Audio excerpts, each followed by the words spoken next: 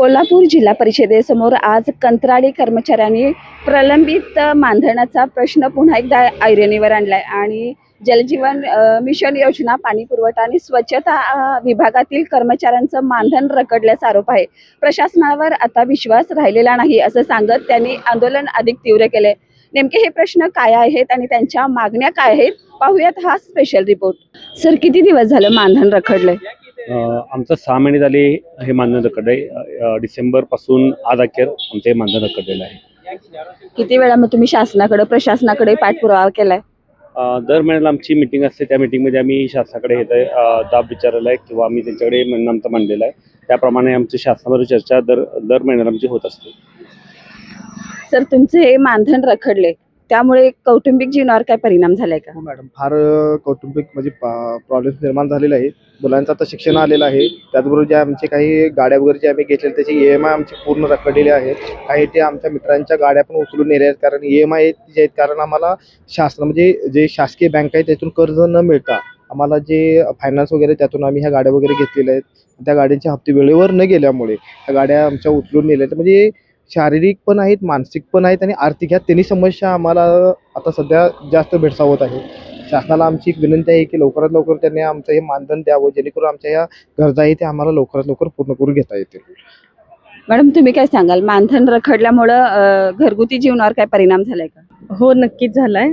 कारण 6 महिने झालं आमचा पगार नाहीये आणि आता जून महिना सुरू आहे. जून महिन्यामध्ये मुलांच्या शाळा वगैरे सुरू असतात, त्याच्या ॲडमिशन फी वगैरे. आमचा 6 महिने पगार नसल्यामुळं मुलांच्या शैक्षणिक जीवनावर थोडा परिणाम व्हायला लागला आहे. काय सांगाल, काही अडचणी आल्या तुम्हाला मानधन नसल्यामुळं?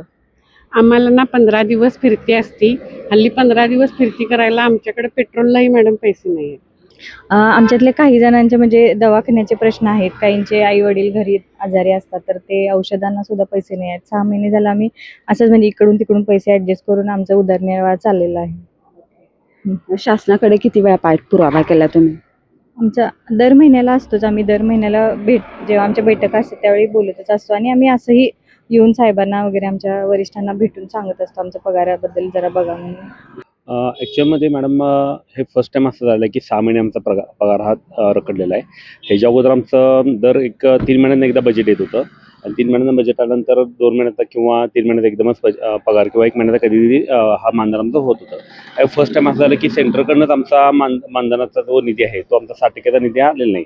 त्यामुळे शासनानं स्टेट गव्हर्नमेंट आपला हा पगार देण्यास त्यांना दिरंगाई होत आहे.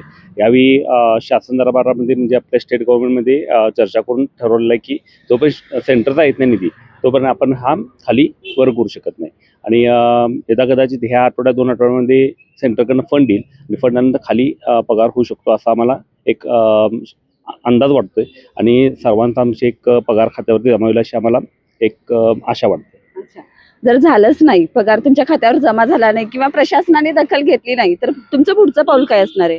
आमचं पुढचं पाऊल मॅडम असं आहे की आत्ताची पहिली स्टेज आहे की मी 1 ते 5 जिल्हा परिषद समोर हे धरणे आंदोलन झालेलं आहे आणि पुढचं आमचं पाऊल असं असणार आहे की 8 तारखेला आम्ही जळगाव जिल्ह्यामध्ये जळगाव जिल्हाधिकारी कार्यालय ते मंत्री महोदयांच्या घरापर्यंत मी एक आपलं आंदोलन करणार आहे आणि तिथून पुढे जरी आमचा हा प्रश्न मार्गी लागला नाही तर बेमुदत कामबंद आंदोलन हे कंटिन्युअस चालू ठेवणार पूर्ण राज्यभर.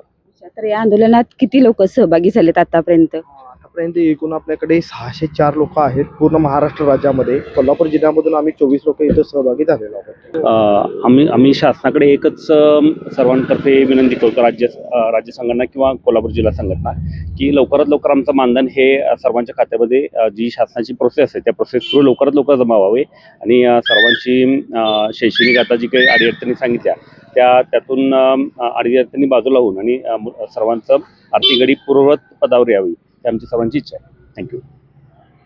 कंत्राटी कर्मचारी किंवा जलजीवन मिशन योजनासारख्या कर्मचाऱ्यांच्यावर जर अशी वेळ येत असेल तर ही खरोखरच गंभीर बाब आहे. प्रशासनाने याची लवकरात लवकर दखल घ्यावी, अन्यथा तीव्र आंदोलन करण्याचा इशारा या कर्मचाऱ्यांनी दिलाय. कॅमेरामॅन केतनसह मी सुरेखा, तारा न्यूज, कोल्हापूर.